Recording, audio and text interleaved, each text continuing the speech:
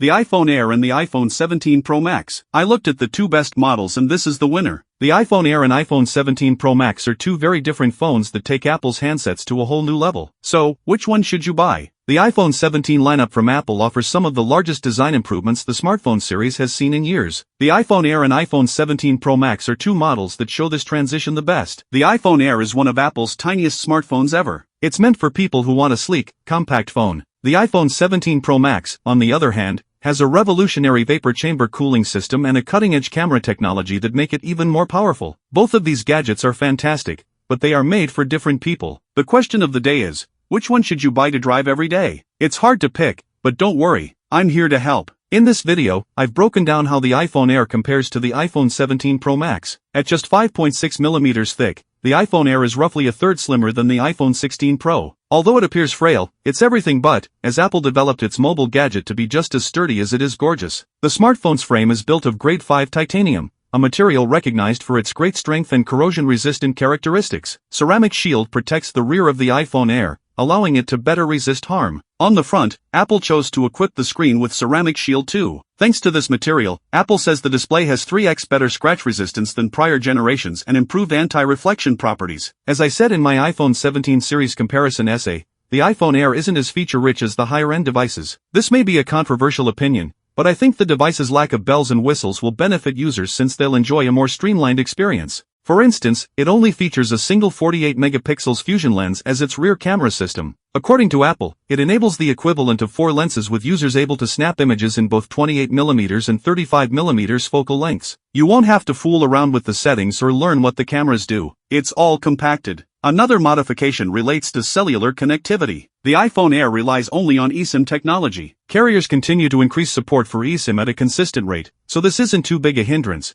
But this does imply that you won't be able to use your SIM card. Apple has also indicated that the selection of an eSIM-only design helps the company to save space, letting the iPhone Air reach that tiny form factor. The iPhone 17 Pro Max shares a surprising number of similarities with the iPhone Air. Both devices run on a 3-chip configuration, which consists of the A19 Pro processor, N1 networking chip, and C1X modem. Together, this trio allows the smartphones to deliver outstanding performance, support Wi-Fi 7 and Bluetooth 6, and offer faster, more energy-efficient cellular connections. Where the Pro Max differentiates itself is in size and stamina. Its enormous 6.9-inch Super Retina XDR display exceeds 3000 nits of brightness, ensuring visibility under direct sunlight. Support for promotion enables it run at a refresh rate of 120 Hz for smooth images. The glass is even covered with ceramic shield too. Paired with a battery purportedly capable of lasting up to 39 hours of movie playback, it is the iPhone created for users who seek the best of the best. The similarities between the two phones don't stop at the processor or screens because they also have identical camera setups. For example, both models sport the new 18-megapixel center stage selfie lens. Not only does it deliver higher quality shots, but it also features a new type of sensor that enables owners shoot photos in both portrait and landscape configurations without needing to spin their phone. The iPhone 17 Pro Max differentiates itself again by providing professional-grade footage. The flagship model now supports ProRes RAW, a video codec that better retains data for high-quality film, the Log2 format for larger color gamuts, and Genlock. Genlock is software that synchronizes video across multiple cameras. For content creators, technologies like this allow the iPhone 17 Pro Max to function as a capable movie camera. The first benchmark results for the A19 Pro chip in the iPhone 17 Pro, iPhone 17 Pro Max, and iPhone Air surfaced in the Geekbench 6 database today. Based on these early results, which are unconfirmed, the A19 Pro chip throughout the Pro models and the iPhone Air appears to give up to 13%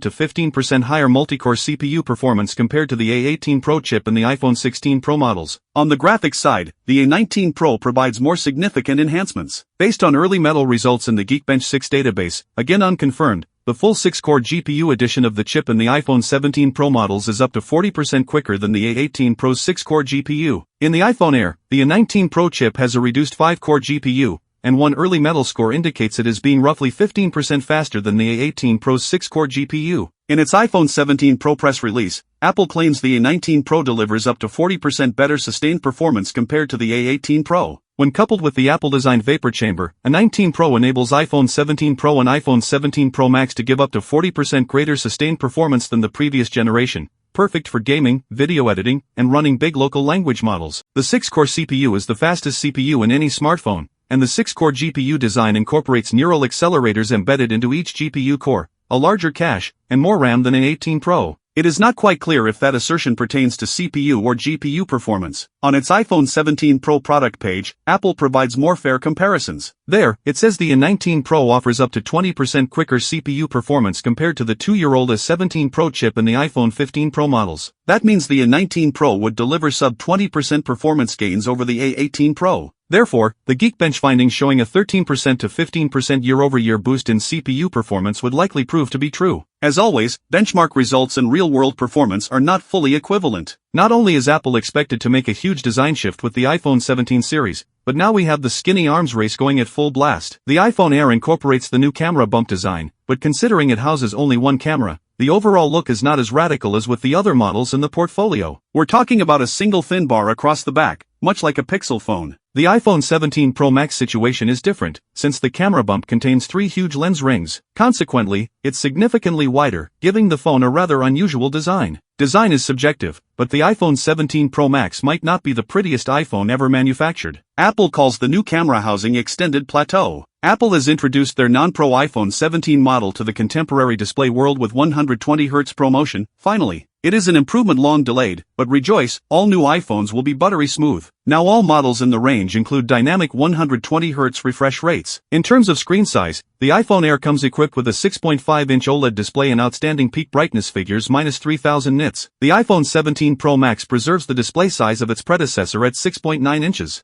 We delved deep and found that the new iPhones use Samsung's M14 display panel technology as a building block, which explains the 3000 nit peak brightness seen on the Pro Max as well. Another piece of info hints toward a new technology, dubbed LDT, also known as low dielectric T, which seeks to provide increased efficiency and durability to the iPhone 17 series, and based by the things we heard during the presentation, all new iPhones look to come equipped with it. As always, we will conduct our exhaustive and thorough display testing whenever we get our hands on the iPhone 17 lineup, so stay tuned. The iPhone 17 series boasts the next-gen A19 chipset. It's the fastest Apple silicon in a phone, which is expected, and Apple promises 40% higher sustained performance compared to the last generation. The good news is that both the iPhone Air and its Pro Max cousin come equipped with the A19 Pro chip, so no differences here. The RAM issue is as follows. The iPhone Air has 12 gigabits of RAM on board, same like the iPhone 17 Pro Max, the same 12 gigabits of RAM as the Pro models of last year. In terms of storage, there's a change. The iPhone 17 Pro Max and the iPhone Air both start at 256 gigabits basic storage. The Pro Max also offers a 2 terabytes variant for the space-hungry. The synthetic benchmarks will demonstrate what the exact leap will be, but we'll have to wait for these. To conclude, these two phones illustrate distinct approaches to what's vital in our new smartphone environment. The iPhone Air attempts to win the fast-emerging slim smartphone segment, while the iPhone 17 Pro Max is just the best and most powerful iPhone you can have. If you choose for the Pro Max, you'll receive 2 more cameras, a bigger battery, and also a larger display. On the other hand, the iPhone Air offers something unique. It's just 5.6 millimeters thick, and it's made of titanium, while the Pro models this year ditched the exotic material to back to good old aluminum. Price-wise, the iPhone Air starts at $999 for the 256 gigabits variant, which is a fair price for such a unique phone. You can think of it as a slimmer Pro model with one camera. The iPhone 17 Pro Max, on the other hand, starts at $1,199, and it is $200 more expensive, bringing 2 more cameras on board. But again, we think these two phones will target to 2 separate populations. So, what do you think about this competition between the 17 Air and the iPhone 17 Pro Max? Which phone are you more excited about? Let us know in the comments below. And subscribe to ZaidiEsTech. I will see you in my next video. Goodbye.